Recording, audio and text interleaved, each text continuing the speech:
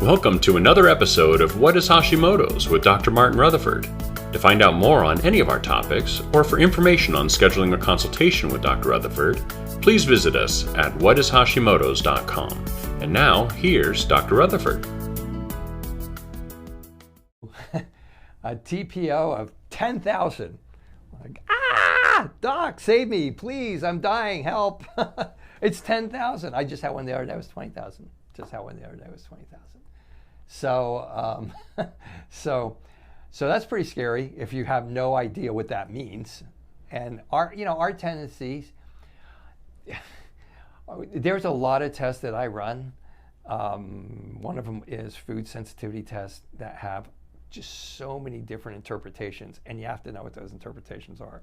And I had one of these this morning, like a note on it, like, well, this says this food sensitivity test says I should eat this, and this one says I shouldn't eat this, and which one is it? And both of them were different food sensitivity tests, and they had completely different meanings, and they were totally congruent. And so you need to know the nuances of how that can happen, because we're used to looking at blood tests forever, right? You're used to walking in and your doctor goes, your blood sugar is 102, so you're a little bit over, but let's not worry about it yet because it's just early prediabetes. So that's where we're at. It's like look at these numbers. But we're finding out in chronic conditions that, especially Hashimoto's, you just can't do that. There's just so many nuances to how you delve into these tests and understand these numbers.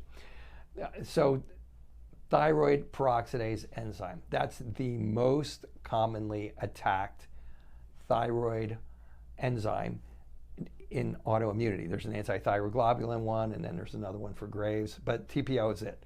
You say TPO, most people know what you're talking about in that field. And so that gets attacked, and then that starts to make you make more thyroid hormone, and you start getting jittery, okay? So I have patients that come in, and they lay down in front of me, like the one the other day, it was 20,000. It was 20,000. But she didn't have heart palpitations, she didn't have anxiety, she wasn't, thin and couldn't put on weight, she didn't have Graves' disease. It was like, oh my God, I have 20,000. I got to get it down. Not necessarily. So the thyroid peroxidase enzyme gets attacked by antibodies to tell in Hashimoto's, to tell your immune system to attack that cell in your thyroid. The TPO enzyme will go up as antibodies affect it, okay? It will go up. However, it's not a measurement of damage to your thyroid, okay? It tells you that your immune system is signaling your white blood cells essentially to kill your thyroid. But that doesn't mean that they're doing it. It just means that you got a lot of antibodies flying around telling your thyroid to do it. Now your immune system might be so suppressed and fatigued, it may not be doing it. There's a number of reasons that it might not be doing it. I might have a patient who's coming in and they figured out a lot of their food sensitivities or whatever it is, they figured out chemical sensitivities, or they've taken vitamin D, and it may dampen the white blood cell response, despite the fact that the person's making a ton of these antibodies that are raising your TPO. So a better marker, believe it or not, as to how much damage is being done to your thyroid is the thyroid stimulating hormone, which, thanks to many of my colleagues and myself, has become like they only do thyroid stimulating hormone. Now that's dumb to just do thyroid stimulating hormone. However, when you're evaluating a thyroid or trying to evaluate the whole thing. However, it's an extremely good marker for measuring damage to your thyroid.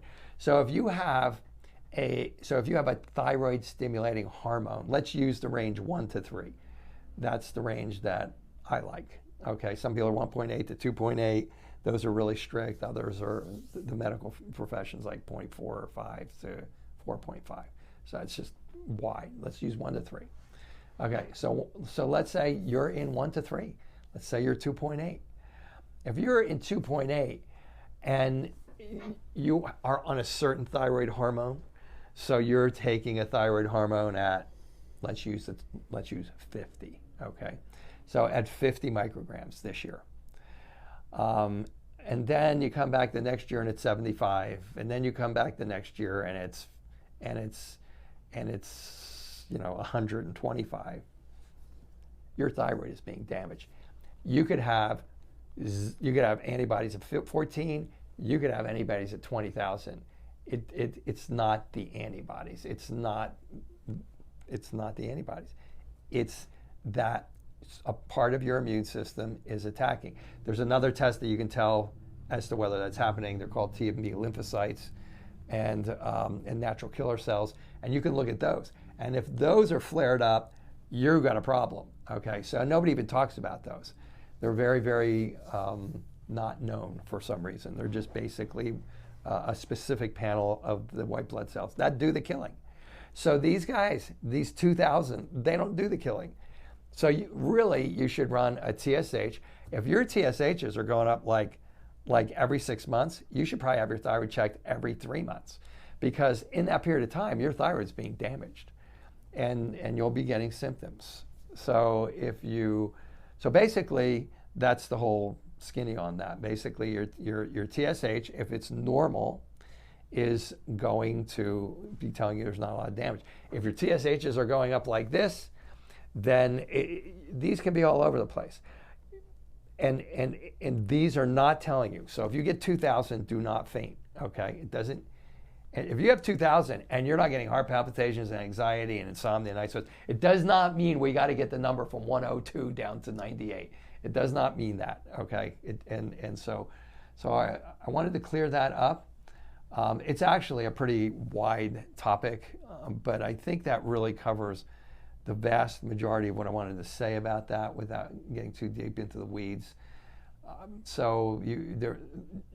There are other ways. There are other ways to tell how much damage there is, what's really important. But you can use, one last thing, you can use that TPO. Let's say somebody comes in here with a thyroid peroxidase enzyme of 500.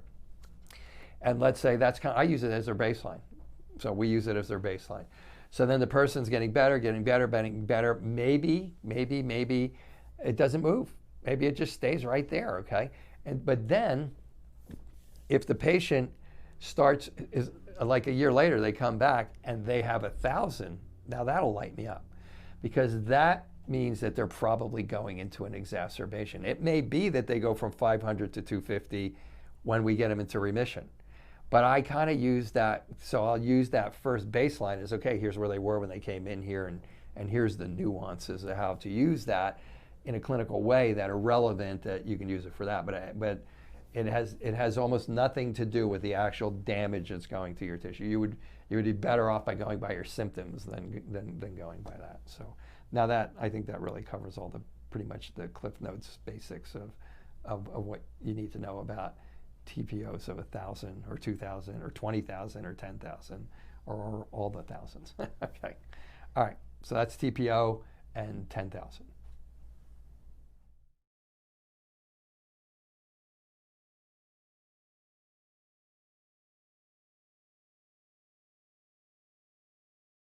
Thank you for joining us for another episode of What is Hashimoto's?